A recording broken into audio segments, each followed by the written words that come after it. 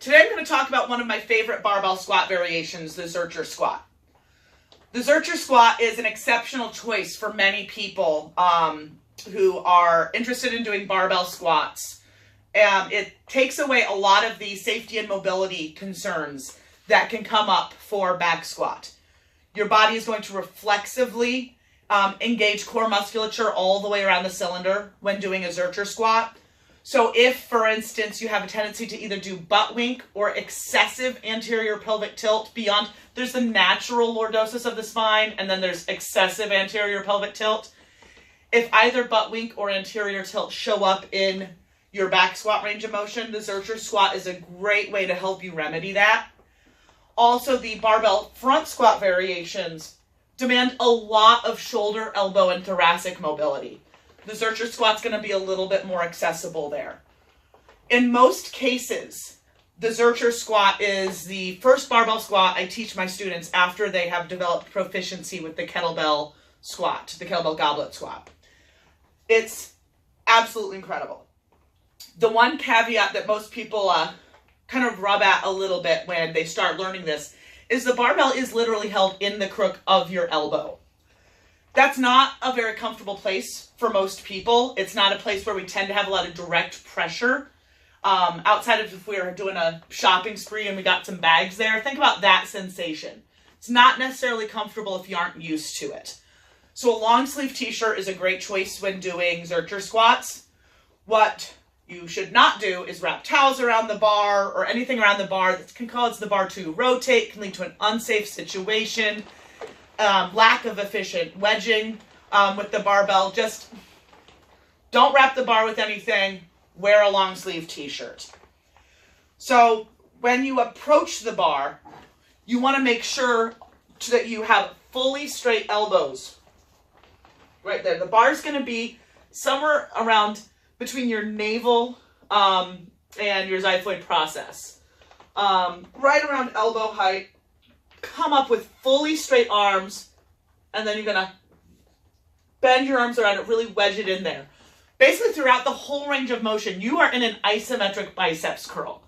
So Zercher squat also gets some real intentional and impressive amounts of arm strength development just by virtue of holding it in that position. Now, for those of us who have somewhat wider chests, having both hands in fists is going to be a preferred way of holding the arms. You're not just having loosey-goosey hands. You are fully engaged with fists.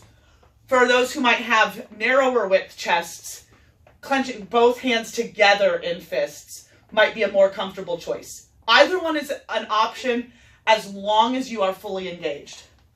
Once you do that, you're going to almost imagine like you're bending the bar across you. So your biceps are engaged, your lats are engaged. You're going to really feel your upper back waking up and saying hello. So, get those elbows close. Have a nice narrow stance for this initial position getting set up. Wrap the arms around the bar. Clench those fists. Bend the bar across your chest. Check in with your abs. Stand up with a purpose. And you're only going to take 3 steps to get into position. 1 step back, 1 step back, 1 step to the side. And here you are. Then the step to the side is to get into whatever your optimal squat stance distance is. So here you are in your nice starting position. Check in that your abs are engaged. And you are going to visualize hips going back and down as you connect a line between your elbows and your knees. Abs engaged, reaching back, reaching down, abs tight. And once you get to your bottom position, really don't even think about standing up. Think about pushing the earth away. So you're reaching back, reaching down, connecting the elbows to the knees, pushing the earth away. And when you re-rack the bar, just step right forward with a purpose. Don't look side to side. Bring the bar safely down. That's an under-acknowledged safety point for barbell squat variations. If you're trying to look side to side while you re-rack the bar, you might have a little bit of rotation in the torso, And even only a little bit can mean one side misses the hook.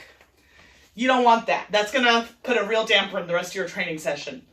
So look straight ahead, walk forward till you hear that clunk on both sides, lower it safely into the clips. This is such a versatile move. Once you really have that down, not only can you do squats there, you can do some amazing loaded carries, assuming you have enough space that you're not in a crowded gym. Give it a try. If questions come up, feel free to shoot me a message or leave me a comment.